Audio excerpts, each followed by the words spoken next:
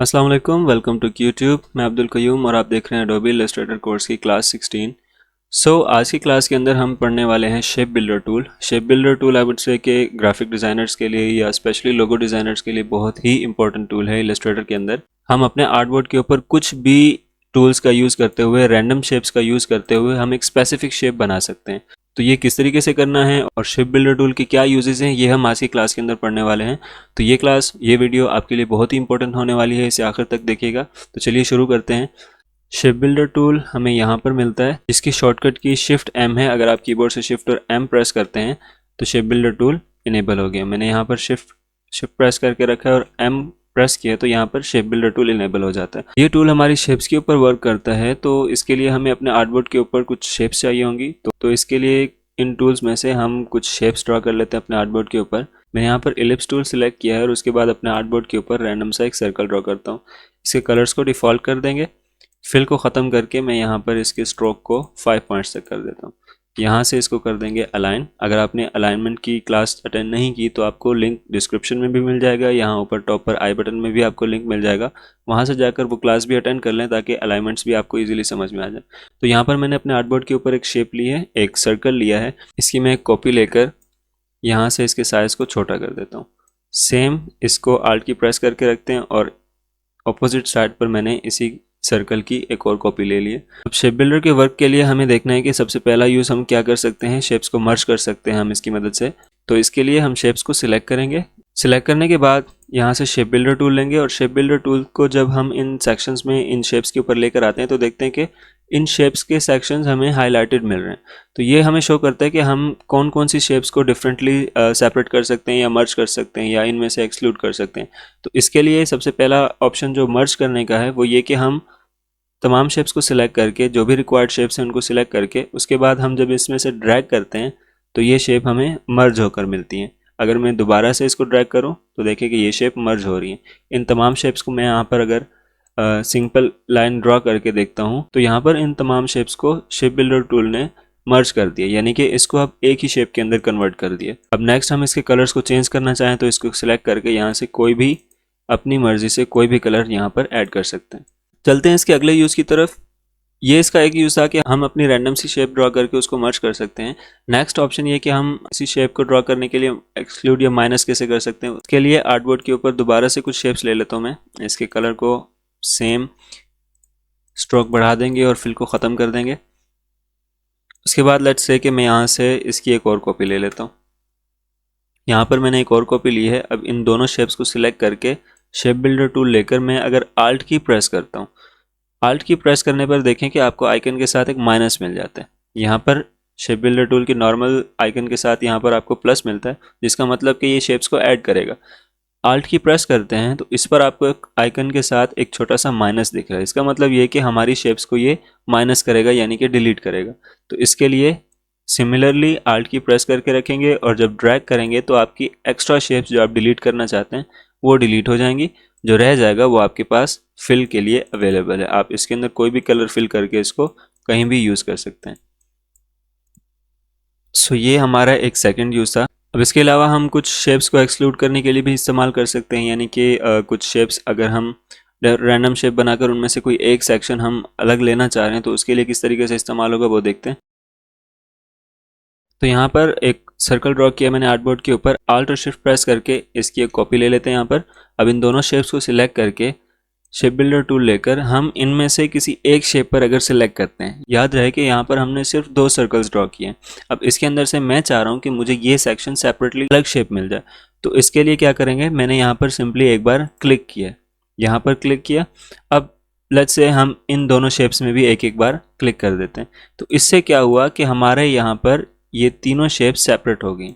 मैं अगर इसको ड्रैग करके साइड पे कर दूं और इसको भी, तो यहाँ पर देखें कि तीनों शेप्स सेपरेट हो गए। मुझे सिर्फ मिडिल एरिया चाहिए था, तो इन दोनों शेप्स को मैं डिलीट कर देता हूँ। तो इसके अंदर मैं अपनी मर्ज़ी का कोई भी कलर ऐड करके इसको कहीं भी यूज़ कर सकता हूँ। जैसे मैंने यहाँ से इसको ग्रीन कर दिया। तो ये थर्ड यूज़ था इसका, एक्सक्लूड करना, यानी कुछ शेप्स ड्रॉ करके उनमें से स्पेसिफिक शेप आप निकाल लेते हो। आई होप आपको इसके बेसिक यूज़ बिल्कुल सिंपल वे में समझ आ चुके होंगे। अब इन्हीं तरीकों को इस्तेमाल करते हुए हम कुछ इंटरेस्टिंग सी शेप्स ड्रॉ करके देखते हैं। मैं इन तमाम शेप्स को यहाँ से डिलीट कर देता हूँ। यहाँ से लेंगे पॉलीगॉन टूल। पॉलीगॉन टूल लेकर अपने आर्टबोर्ड के मिडल पर मैंने यहाँ पर एक पॉलीगॉन ड्रॉ किया है और नाउ इसके कलर्स को भी सिमिलरली हम स्ट्रोक में कन्वर्ट कर देते हैं ब्लैक स्ट्रोक के अंदर, और इसको शिफ्ट प्रेस करके रखेंगे और रोटेट कर देंगे 270 डिग्री पर। यहाँ से इसको कर देते हैं अलाइन। अब मैंने क्या करना है, इसकी एक कंट्रोल सी प्रेस करके कॉपी ली है, कंट्रोल एफ प्रेस करके यहाँ पर मैंने इसको पेस्ट इन फ्रंट कर दिया। उसके बाद यहाँ पर इसको रिसाइज कर देते हैं। रिसाइज करने के बाद पेन टूल लेते हैं और इस पॉइंट से बिल्कुल इसके सेंटर तक, यहाँ पर आपको कर्सर इंटरसेक्ट होकर मिलता है, यहाँ पर बिल्कुल आप सेंटर पर, और यहाँ से इस पॉइंट तक एक लाइन मैंने यहाँ पर ले ली है। एस्केप प्रेस करके दोबारा से इस पॉइंट से यहाँ तक मैंने यहाँ पर एक और लाइन ले ली है। अब यहाँ पर क्या करना है, हमने इन तमाम शेप्स को सिलेक्ट किया, शेप बिल्डर टूल लेकर सेंटर के तमाम सेक्शन को हम आल्ट की प्रेस करके डिलीट कर देते हैं और इन पॉइंट्स को सेपरेटली एक एक बार क्लिक कर देते हैं। तो ये तीनों शेप्स हमारे पास सेपरेट हो चुकी हैं। अब तीनों शेप्स को सिलेक्ट करके स्वैप कर देते हैं इनके कलर्स को। इनके कलर्स के अंदर कोई रैंडम में एक कलर फिल कर देता हूँ और उसके फिर शेड्स ऐड कर देंगे। तो यहाँ से मैंने लिया है रेडिश कलर, थोड़ा सा रेड कलर मैंने यहाँ पर ले लिया। इसकी एक साइड पर हमने डार्क कर देना है इसको और दूसरी साइड इसकी लाइट कर देते हैं। उसी कलर सेक्शन में रहते हुए हम इसको एक लाइट कलर दे देते हैं। तो देखें कि ये किस तरीके से एक शेडेड व्यू हमें इसके अंदर मिलता है। एक और शेप बनाकर देखते हैं इसी तरीके से। यहाँ से एलिप्स टूल लेंगे और अपने आर्टबोर्ड के ऊपर मैंने यहाँ पर एक एलिप्स ड्रॉ किया है जिसका स्ट्रोक तकरीबन 5 पॉइंट्स कर देता हूँ मैं। फिल इसके अंदर कोई नहीं है, इसको अलाइन कर देते हैं बिल्कुल मिडल में। यहाँ पर इसको कंट्रोल सी से कॉपी करके कंट्रोल एफ से फ्रंट में पेस्ट कर देते हैं और इसको कर देते हैं रीसाइज। मैंने यहाँ से रीसाइज कर दिया। आल्ट और शिफ्ट प्रेस करके रखेंगे और एक कॉपी बिल्कुल यहाँ पर एज तक ले लेंगे। उसके बाद एक कॉपी मुझे इसके सेंटर में चाहिए, तो कंट्रोल सी और कंट्रोल एफ प्रेस करके मैं इसको यहाँ से रिसाइज करता हूँ। ये होने के बाद तमाम शेप्स को सिलेक्ट करेंगे। शेप बिल्डर टूल से हम आल्ट की प्रेस करके सेंटर वाले सर्कल को एक बार क्लिक करके डिलीट कर देंगे। उसके बाद हम इस शेप से, इस सेक्शन से, गौर से देखिएगा कि इस सेक्शन से हमने ड्रॉ करना शुरू किया यहाँ तक, और इसी तरीके से यहाँ से स्टार्ट करके इस पॉइंट को यहाँ तक मर्ज कर देते हैं। तो अब इन दोनों शेप्स को सिलेक्ट करके इनके अंदर कोई भी कलर फिल कर सकते हैं। स्टैटिक कलर्स के अलावा हम ग्रेडियंट कलर्स की तरफ भी जा सकते हैं। यहाँ से हम अगर ये ग्रेडियंट कलर इसके अंदर फिल कर देते हैं तो इन शेप्स के अंदर आप कोई भी कलर ऐड करके इनको एक डिफरेंट लुक दे सकते हैं। एक कलर यहाँ पर है, दूसरा इस शेप को मैं सिलेक्ट करके यहाँ से ग्रेडियंट पैनल के अंदर आकर इसको स्वैप कर देता हूँ। तो ये दोनों कलर स्वैप होकर मुझे कुछ इस तरीके का लुक दे रहे हैं। अगर इनके कलर्स को यहाँ से चेंज कर दें, ग्रेडियंट में आकर इनके कलर्स को मैं यहाँ से ब्लू शेड में कन्वर्ट कर देता हूँ। तो यहाँ पर डबल क्लिक करेंगे। अगर आपने ग्रेडियंट से रिलेटेड क्लास अटेंड नहीं की तो आपको डिस्क्रिप्शन के अंदर लिंक मिल जाएगा, वहाँ जाकर आप कंप्लीट क्लास अटेंड कर लें ताकि ये तमाम टूल्स और इनके यूजेस आपको अच्छे से समझ में आ जाएं। सो यहाँ पर मैंने इस पॉइंट पर लाइट ब्लू कलर दे दिया है और इस पॉइंट को डबल क्लिक करके मैं यहाँ से डार्क ब्लू कलर दे देता हूँ। अब हम इसमें से, यहाँ पर हमारे पास 2 शेप्स हैं, तो इनमें से एक शेप सेलेक्ट करके उसके कलर्स को यहाँ से इस पॉइंट से स्वैप कर देता हूँ। तो देखेंगे किस तरीके से एक कूल सा ग्रेडियंट शेप हमें मिल जाता है। इसको साइज़ कम करके मैं यहाँ पर रख देता हूँ।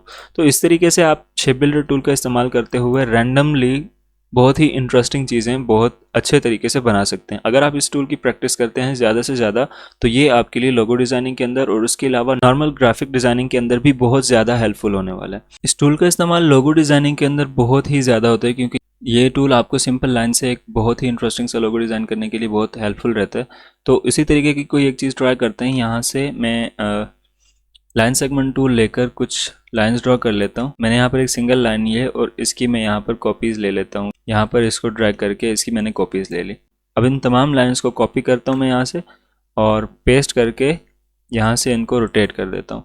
एक्स्ट्रा लाइंस को मैं यहाँ से डिलीट कर देता हूँ जो कि हमारी ओवरलैप नहीं हो रही क्योंकि इनकी वजह से हमारी शेप परफेक्टली ड्रॉ नहीं होगी। तो यहाँ मेरे पास वो तमाम लाइंस आ चुकी हैं जो कि एक बॉक्स का एक ग्रिड पैटर्न मुझे शो हो रहा है यहाँ पर। तो इसके अंदर हम शेप बिल्डर टूल से किस तरीके से कोई स्पेसिफिक लोगो या कुछ स्पेसिफिक शेप एक्सक्लूड कर सकते हैं, आइए वो देखते हैं।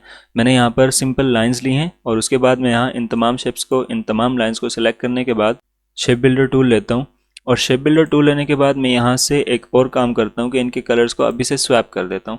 इसका मतलब ये कि मुझे यहाँ पर जो कलर यहाँ पर मुझे अवेलेबल होगा वही कलर जब मैं ड्रैग करूँगा या जब शेप्स को मर्ज करूँगा तो वो कलर मुझे यहाँ इन शेप्स के अंदर मिलता जाएगा। देखिएगा मैंने यहाँ पर ब्लू कलर सेलेक्ट किया। अब अगर मैं जिस भी शेप के अंदर एक बार क्लिक करता हूँ तो वहाँ पर मुझे ब्लू फिल मिल गया है विदाउट स्ट्रोक। अगर स्ट्रोक होता तो मुझे यहाँ पर स्ट्रोक भी मिल जाता, लेकिन यहाँ पर स्ट्रोक नहीं है तो सिर्फ फिल यहाँ पर शो हुआ। इसी तरीके से अगर कलर को चेंज कर देंगे, यहाँ मैंने कलर चेंज किया और उसके बाद जब मैं यहाँ से ड्रैग करता हूँ तो क्या हो रहा है कि मुझे वही कलर जो मैंने यहाँ पर सिलेक्ट किया इस मर्ज की हुई शेप के अंदर फिल मिल रहा है। तो ये एक तरीका है कि आप किस तरीके से शेप्स को एक्सक्लूड कर सकते हैं। मैं इसको यहाँ से अंडू कर देता हूँ। अंडू करने के बाद कुछ और कलर ले लेते हैं यहाँ से, और लेट्स से हम यहाँ से कुछ लोगो या एक सेक्शन यहाँ से पिक कर लेते हैं। मैंने यहाँ से ड्रैग करना शुरू किया और उसके बाद इस पॉइंट तक आके मैं यहाँ पर लीव कर देता हूँ। इसके बाद इन कलर्स को चेंज कर देते हैं।